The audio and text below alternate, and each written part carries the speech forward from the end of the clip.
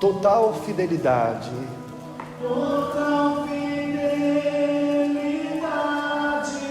só fazendo a tua vontade,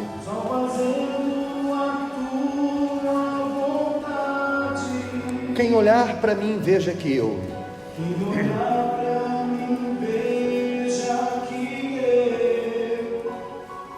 sou de Deus. Já abriram, pessoal? Então, essa semana nós falamos sobre a reunião de hoje, o dia da Assembleia Solene. Até pedimos para você ler o livro de Joel, 3 capítulos, para que você pegasse o espírito do porquê essa Assembleia Solene foi marcada naqueles dias e o que isso tem a ver conosco hoje. E se você leu, eu vou fazer aqui um resumo hoje para você pegar o espírito.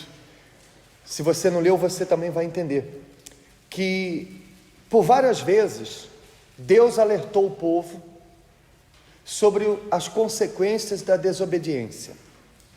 Deus enviou vários profetas antes do profeta Joel, falando sobre o perigo deles virarem as costas para Deus. Mas o que eles fizeram? O mesmo que as pessoas fazem no dia de hoje. Não se importaram, mesmo com todas as profecias, com todos os alertas dos homens de Deus que passaram antes de Joel, e ainda assim eles continuaram virando as costas para Deus. O que aconteceu? Vieram as pragas e Deus não pôde evitar, que assolou toda a terra deles, ao ponto deles chegarem a esse estado aqui que nós vamos ver. Versículo 8: lamenta como a virgem que está cingida de saco pelo marido da sua mocidade. Foi cortada a oferta de alimentos e a libação da casa do Senhor. Os sacerdotes, ministros do Senhor, estão entristecidos. O campo está assolado e a terra está triste, porque o trigo está destruído, o mosto se secou, o azeite acabou. E envergonhai-vos, lavradores, gemei, vinhateiros, sobre o trigo e a cevada, porque a colheita do campo pereceu. A vide se secou, a figueira se murchou, a romeira também, e a palmeira e a macieira, e todas as árvores do campo se secaram. E já não há alegria entre os filhos dos homens. Cingi-vos e lamentai-vos, sacerdotes, gemei, ministros do altar, entrai e passai a noite vestidos de saco, ministros do meu Deus, porque a oferta de alimentos e a libação foram cortadas da casa do vosso Deus. Santificai um jejum, convocai uma assembleia solene, congregai os anciões e todos os moradores dessa terra na casa do Senhor vosso Deus e clamai ao Senhor. Amém? Então, o que aconteceu? Deus, diante de toda aquela destruição, Deus enviou o profeta Joel, dizendo para eles agora, para que eles se voltassem para Deus, a fim de que Deus tirasse eles daquela situação que eles mesmos provocaram, tendo virado as costas para quem? Para Deus.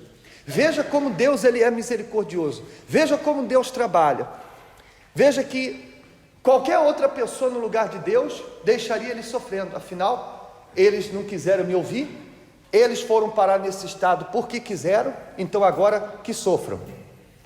É o que qualquer pessoa faria, mas Deus, como Pai, está sempre pronto para perdoar. E a gente vê isso em toda a história da humanidade. Quantas vezes o povo sofreu por causa da desobediência, mas quando se voltaram para Deus, Deus estava lá de mãos estendidas.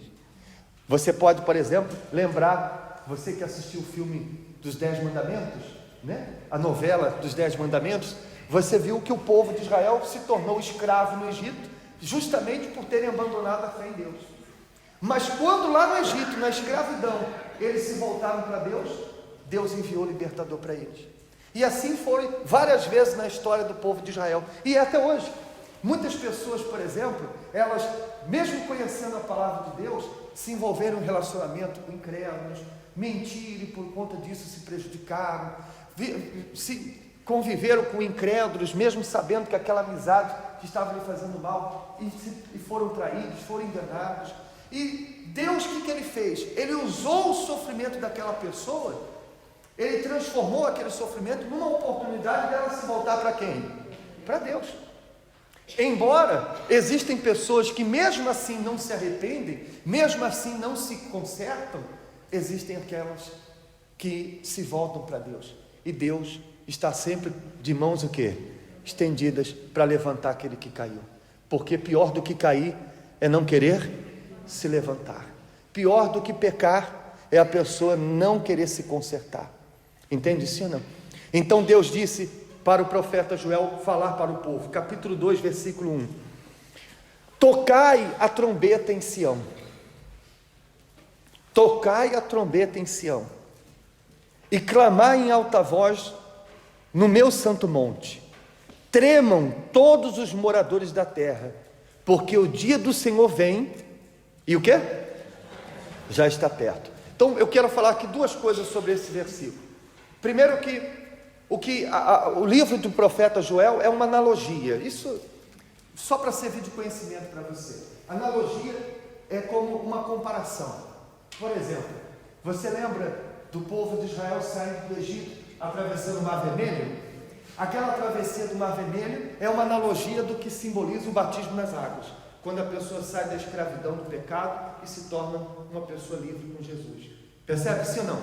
Isso se chama uma analogia. É como, por exemplo, aquele animal que Deus sacrificou para, com a pele dele, cobrir a nudez de Adão e Eva, que representava o sacrifício de Jesus, que mais tarde viria a cobrir a nudez do homem, então a nudez da humanidade. Isso era uma analogia.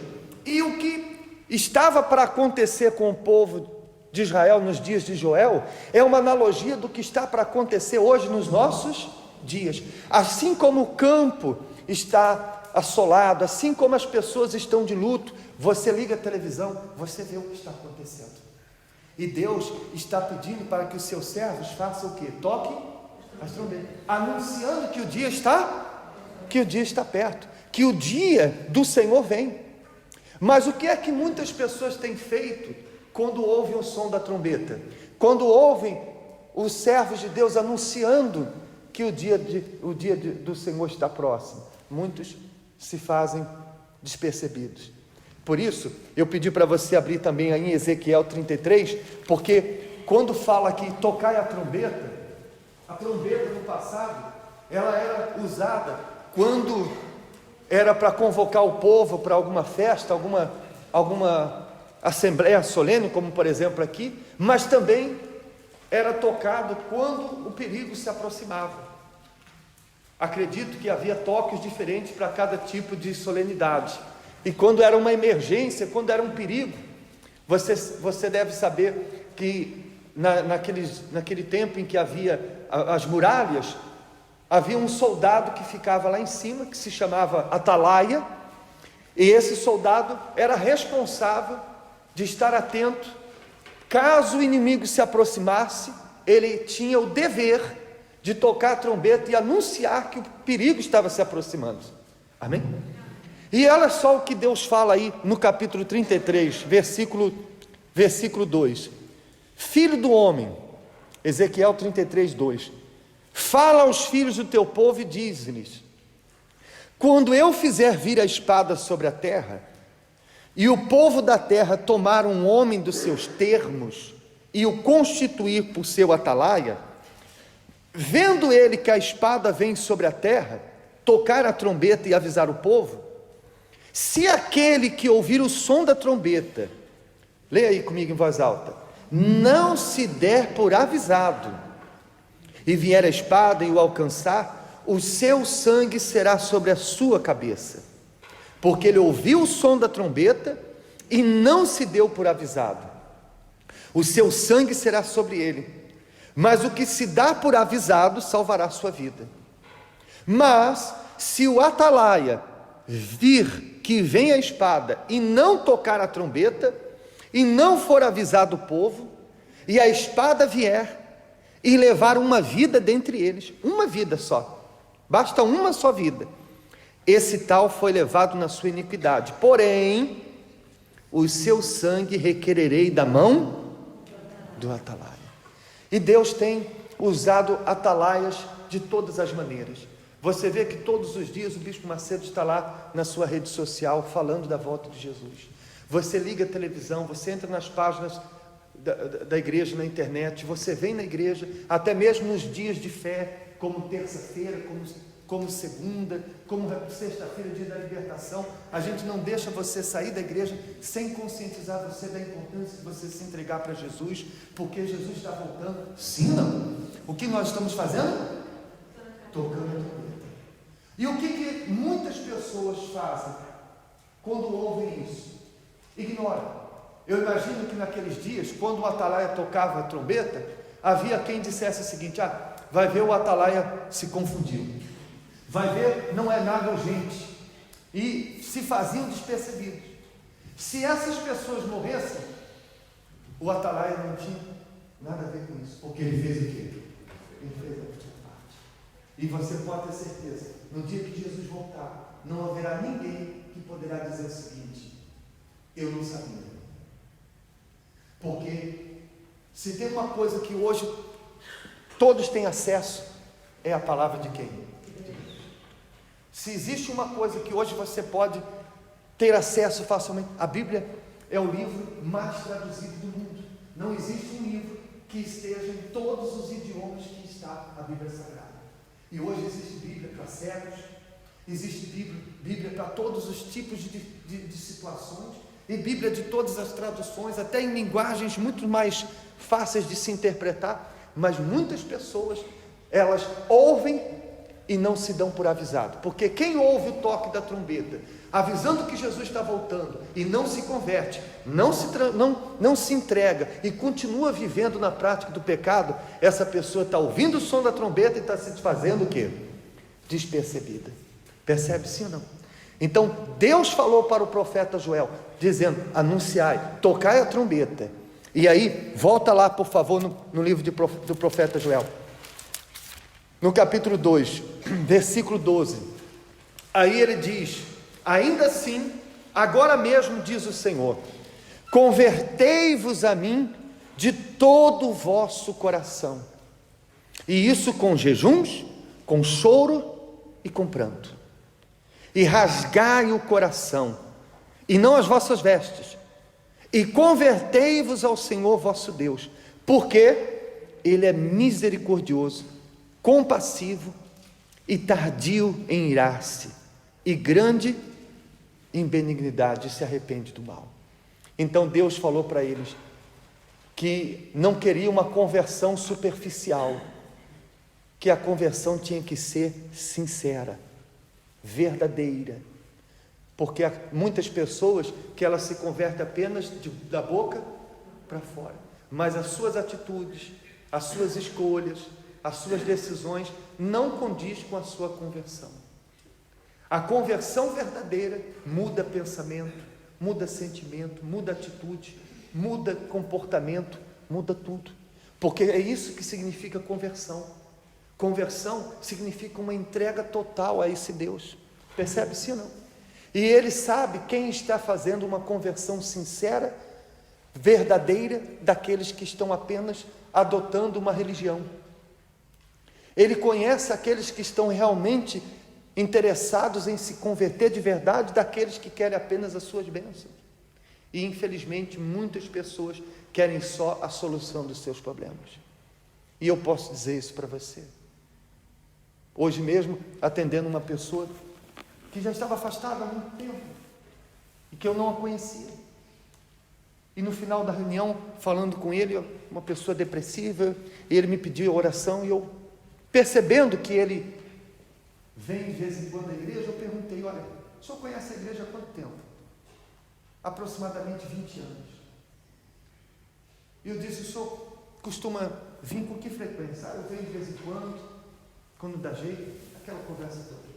Eu estou aqui 6 meses e nunca tinha visto, para você ver a frequência com que a pessoa veio. Então eu fui sincero, porque eu tinha acabado de pregar sobre isso. E a mim pesa a responsabilidade de atalaia de falar a verdade. E veio logo na minha cabeça. O Espírito Santo mostrou logo na minha mente: toca a trombeta para ele. Porque essa pode ser a última vez que ele vem aqui. Então eu disse para ele: o senhor quer uma oração ou o senhor quer uma mudança total da sua vida? Porque eu posso fazer uma oração e o senhor sair daqui se sentindo bem, como o senhor se sente bem todas as vezes que o senhor vem à igreja. Mas se o senhor quer uma mudança total de vida, o senhor tem que pegar essa vida que o senhor tem destruída e entregar para Deus e assumir um compromisso com Ele, e não vir mais à igreja apenas de vez em quando. Então eu pergunto para o senhor: o que o senhor quer? Uma oração ou uma mudança de vida? O que é que você responderia? E o que você acha que ele me respondeu? Olha, pastor, o senhor faz uma oração para mim hoje. Eu estou precisando de oração e, enfim. Você fazer oração, a pessoa no final se sentir bem, mas você saber que aquela pessoa, se morrer hoje, não está salva. Porque não quer, não há dentro da pessoa um desejo de se converter, de mudar, de se entregar, de assumir Jesus como Senhor da sua vida. A pessoa quer apenas a solução de um problema. Então, por isso Deus fala: convertei-vos a mim de todo o vosso coração.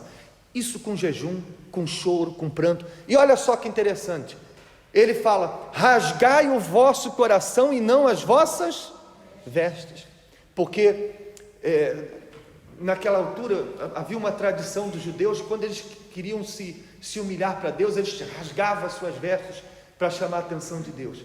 Só que com o passar do tempo aquilo foi se tornando uma coisa tão mecânica, tão comum, que foi de uma coisa sincera, foi se transformando em uma peça teatral, em uma coisa sem nenhuma expressão sincera. Então Deus falou assim: olha, eu não quero que você rasgue as suas vestes, não. Eu quero que você rasgue o seu coração. É como Deus dizia o seguinte: eu não quero palavras, eu quero atitude. Eu não quero palavras. Sabe aquela pessoa que vive dizendo para o marido que vai, para a esposa que vai mudar, ou o filho que vive dizendo que vai deixar o vício, mas nunca deixa, nunca muda, é só palavras, até o ponto da pessoa chegar e dizer o seguinte: olha, não me prometa mais nada não, eu estou cansado de você me prometer as coisas e não fazer, faça, para mim é o suficiente. É o que Deus ele fala, amém? Porque quando isso acontece, veja aí no capítulo 2, versículo 28, prepara um vídeo para mim, por favor. Versículo 28, quando essa conversão é sincera, quando essa entrega é verdadeira, olha só, ele diz: e há de ser que depois, repara os detalhes, o Espírito Santo não vem primeiro, ele vem o quê? Depois do quê? Da conversão sincera, do rasgar do coração. Se você diz: pastor, eu não fui batizado com o Espírito Santo, será que não é isso que está a faltar? Porque está escrito que depois dessa conversão sincera, depois dessa entrega verdadeira, ele diz: derramarei o meu espírito sobre toda a carne. Os vossos filhos, as vossas filhas profetizarão, os vossos velhos terão sonhos, e os vossos jovens terão visões. E também sobre os servos, sobre as servas naquele dia, derramarei o meu espírito. Ou seja, os vossos filhos profetizarão, vão pregar com autoridade, vão determinar, vai ser assim, eu vou ser assim. Os vossos velhos sonharão, ou seja, os velhos terão motivação para fazer a diferença, ainda que na avançada idade. Os vossos jovens terão visões, ou seja, terão visão para fazer escolhas certas, decisões certas, amém? Porque quando a pessoa recebe o Espírito Santo, ela recebe o poder de Deus para ser a luz do mundo, a diferença aqui na terra. O pecado, as tentações já não a fazem mais, não fazem dela uma pessoa fraca, ela não é escrava das tentações, ela subjuga as tentações, ela diz não para o diabo, como Jesus disse não para o diabo no deserto. Quem tem o Espírito de Jesus dentro dela é forte, como Jesus foi forte diante das tentações, e permanece até o fim, como o exemplo que nós vamos ver no vídeo de hoje, de uma pessoa que morreu servindo o nosso Senhor, amém? Como um dia, esse dia vai chegar para todos nós, se Jesus não voltar nos nossos dias, e não importa quando vai chegar, o que importa é como nós estaremos no dia em que isso acontecer. Vamos assistir, por favor.